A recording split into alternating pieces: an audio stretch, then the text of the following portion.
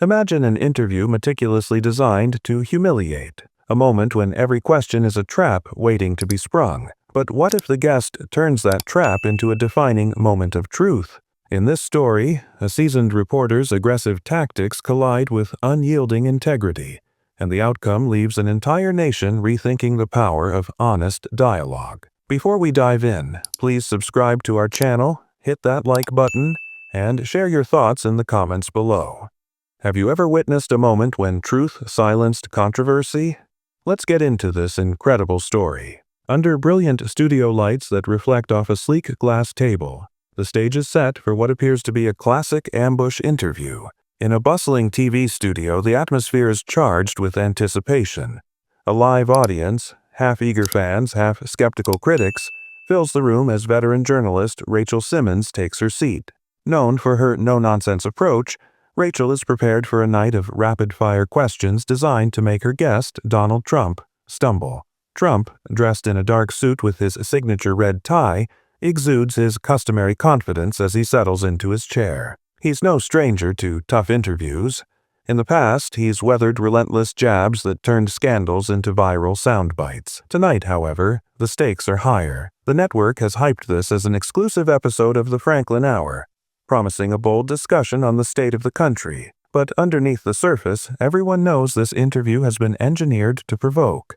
Late in the evening, an exclusive invitation arrives on Rachel's team's radar, a primetime slot on one of the nation's most watched political talk shows. Her media advisor warns her that the host, known for his theatrical hit jobs, intends to frame every question to maximize controversy. Despite the warnings, Rachel remains unruffled. "I've seen these tactics 100 times before," she reassures her team. "Tonight, I'm not here to be a spectacle. I'm here to share the truth." While the production crew hustles backstage, the tension grows. In hushed conversations, producers and researchers review past clips of the host's most ruthless ambushes. They prepare for every potential trap, aware that tonight, every word could be twisted into a headline. The studio, a modern space bathed in cool blue LED light, is abuzz with energy. As Rachel steps into the green room, staff members whisper in urgent tones. A junior producer, barely glancing up from a clipboard, hands her a mic pack with a curt, "You're on in 5." Outside, the audience's anticipation is palpable.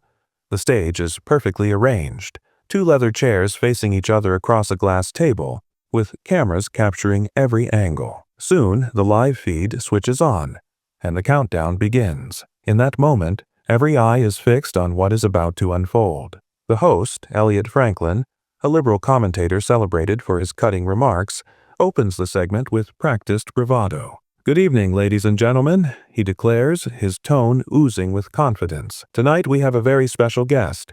Please welcome Donald Trump." The audience erupts in applause as Trump nods, his demeanor cool and self-assured. For a few minutes, the conversation follows a predictable path. Elliot's opening questions cover familiar territory: politics, the economy, and the state of the nation. Trump responds with his trademark deflection and bravado, leaving little room for dissent.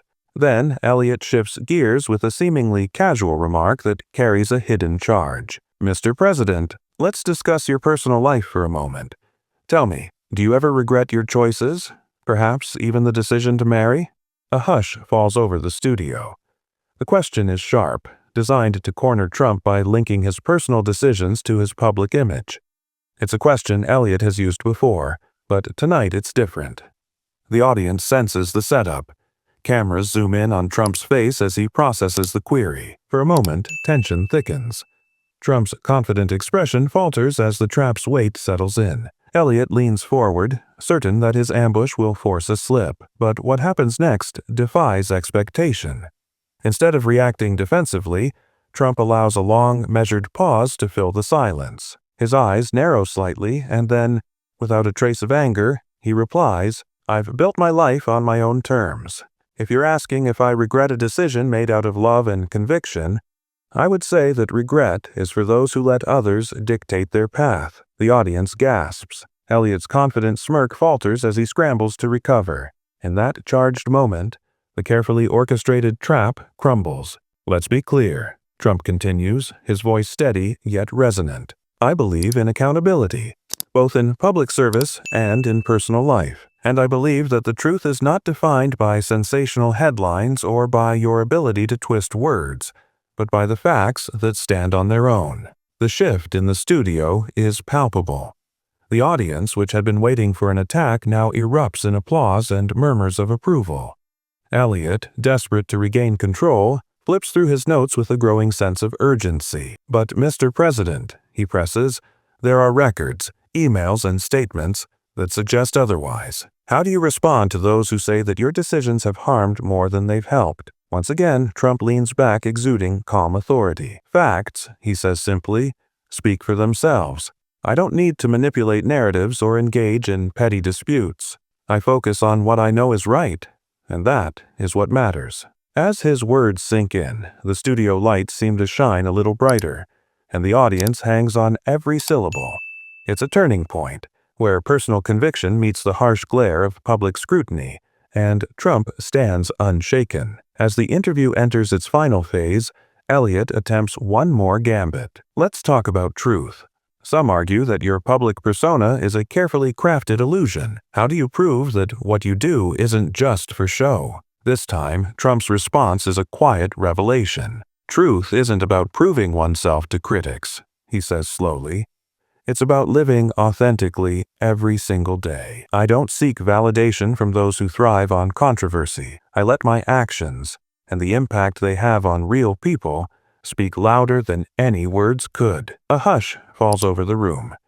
The cameras capture every subtle shift, the slight softening of Elliot's gaze and the growing approval in the audience's expressions. It's clear that the narrative has shifted irrevocably. When the broadcast ends, the aftermath is immediate. Clips of Trump's measured, unyielding response begin to circulate online. Social media lights up with reactions, videos, memes, and thoughtful discussions dominate platforms like Twitter, YouTube, and Facebook. Headlines such as "Trump redefines truth on live TV" and "When authenticity speaks, a new standard for public discourse" emerge, resonating with millions who have grown tired of sensationalism and empty rhetoric. The digital conversation shifts from mockery to a serious discussion about accountability and the power of truth. Back at the studio, the tension lingers even after the cameras have stopped rolling. Elliot's team scrambles to regain control of the narrative, frantically debating how to spin the interview as a spirited debate rather than a breakdown. Yet, for those watching, the truth is unmistakable. The carefully constructed ambush has backfired spectacularly, exposing not only the vulnerabilities of the host, but also the limitations of a media culture built on confrontation rather than genuine inquiry. In the quiet that follows, Trump retreats to a private moment. Away from the glare of the cameras and the buzz of social media, he reflects on what just transpired. It's not about winning a debate or scoring viral points. It's about standing by one's principles in the face of relentless pressure. For many viewers, this isn't just another interview.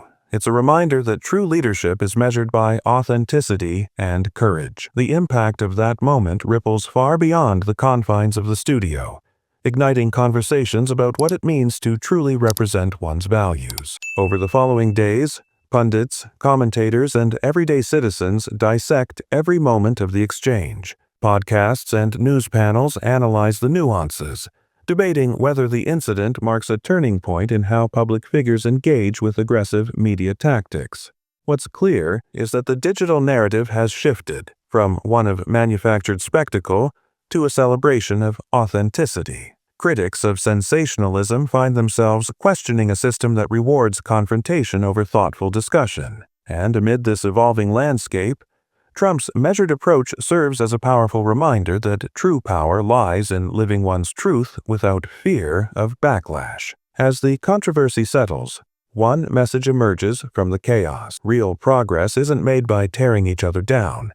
It's built on the courage to face difficult questions with honesty and integrity. Trump's calm, unyielding stance has forced the nation to rethink its approach to public discourse. In a final reflection, he sums it up. When you let your actions speak louder than words, No one can take your truth away from you. This moment, captured on live TV, becomes a beacon for those who believe in genuine dialogue over sensationalism, a turning point in an era too often defined by divisive rhetoric. Now, we want to hear from you.